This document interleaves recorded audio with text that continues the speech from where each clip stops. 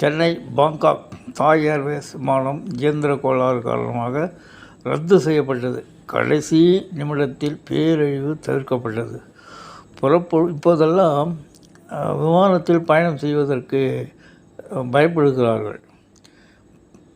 அதுதான் இப்போது இது ஒரு இன்சிடெண்ட். புறப்படுவதற்கு முன் விமானி ஒரு கடுமையான இயந்திர சிக்கலை கண்டறிந்து விமானத்தை தரை இறக்கினார். அது மீண்டும் பறக்கத் தொடங்குவதற்கு முன்பு பழுதுபார்ப்புகளை கட்டாயப்படுத்தினார். அதனால் பெரிய விபத்து தவிர்க்கப்பட்டது. இன்று அதிகாலை சென்னையிலிருந்து பாங்காக்கிற்கு புறப்பட தயாராக இருந்த தாய் ஏர்வேஸ் பயணிகள் விமானத்திற்கு முந்தைய சோதனைகளின் போது ஒரு முக்கியமான இயந்திர கோளாறு இருப்பதை விமானி கண்டறிந்தார். இந்த விமான பயணத்தை ரத்து செய்தார். இந்த சம்பவம் 174 உயிர்களை காப்பாற்ற வாய்ப்புள்ளது. பாங்காக்கிலிருந்து சென்னை சர்வதேச விமான நிலையத்திற்கு அதிகாலை 12:45 மணி அளவில் தாமதமாக வந்த விமானம் தாய்லாந்து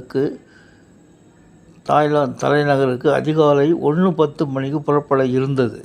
புறப்படுவதற்கு முன் இருந்த விமானி ஒரு கடுமையான இயந்திர சிக்கலை கண்டறிந்து விமானத்தை உடனடியாக தரையிறக்கினார்.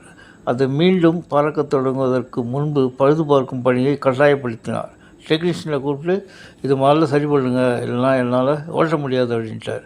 அதிகாலை முழுவதும் பொறியியல் குழுவினர் முயற்சித்த போதிலும் காலை 5 மணி வரை கோளாறை சரி செய்ய முடியவில்லை. விமானம் ரத்து செய்யப்பட்டது. பாங்காக்கிற்கு சென்ற 164 பயணிகளும் ஆரம்பத்தில் விமான நிலைய ஓய்வறைகளில் தங்க வைக்கப்பட்டிருந்தனர். பின்னர் அவர்களுக்கு சென்னை நகரத்திற்குள் ஹோட்டல் தங்குமிடம் வழங்கப்பட்டது. தாய் ஏர்வேஸ் விமானம் இன்று இரவு அல்லது நாளை அதிகாலை புறப்படும் வகையில் மாற்றியமைக்கப்படும் என்று அறிவித்துள்ளது. மேலும் பாதுகாப்பிற்காக பயணிகள் சென்னையில் சிக்கி தவிக்கின்றனர். முக்கியமாக விமானி இயந்திர கோளாறை சரியான நேரத்தில் கண்டறிந்தது ஒரு பெரிய சாத்தியமான விபத்து தடுக்க முடிந்தது.